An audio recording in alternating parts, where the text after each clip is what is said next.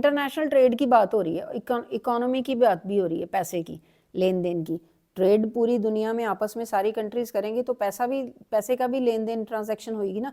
तो developing countries wanted, क्या चाहती थी कि वो सेटअप ऐसा सिस्टम सेट करें under which they could get fair price, उनको ठीक पैसे मिले उनके रॉ मटेरियल के, और उनको भी इंटरनेशनल मार्केट में एक्सेस मिले, better access for the manufactured goods, जो चीज़ें बन जाती हैं in developed country.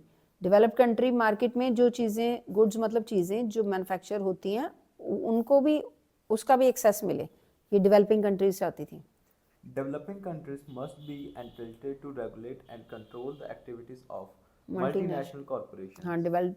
Developing country को भी हक हो, एंटाइटल्ड हो कि वो भी रेगुलेट कर सके और कंट्रोल कर सकें, किसको, मल्टीनेशनल कॉरपोरेशन की एक्टिविटीज़ को। ठीक है। How did IMF and World Bank want to continue the economic imperialism in the former colonies? ठीक है जी। The IMF and World Bank were designed to facilitate the most post-power war reconstruction in the European nations.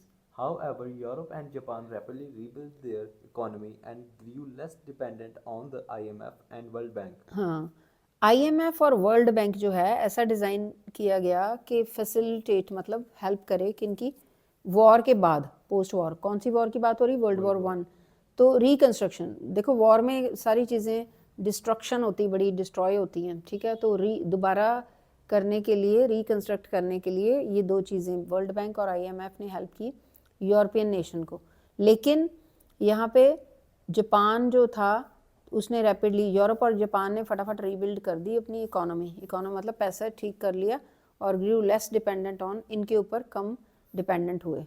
ठीक है जी। Next is Thus, the Bretton Woods institution began to shift their attention to the newly independent nations. The developing nations borrowed loans from the Bretton Woods institution, which were controlled by the former colonial powers. These powerful nations continued to exploit the natural resources of the former colonies even after many years of independence.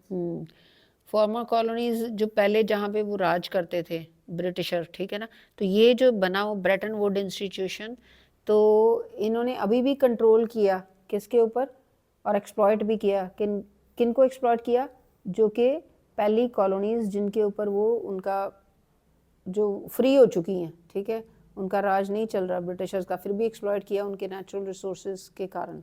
ठीक है।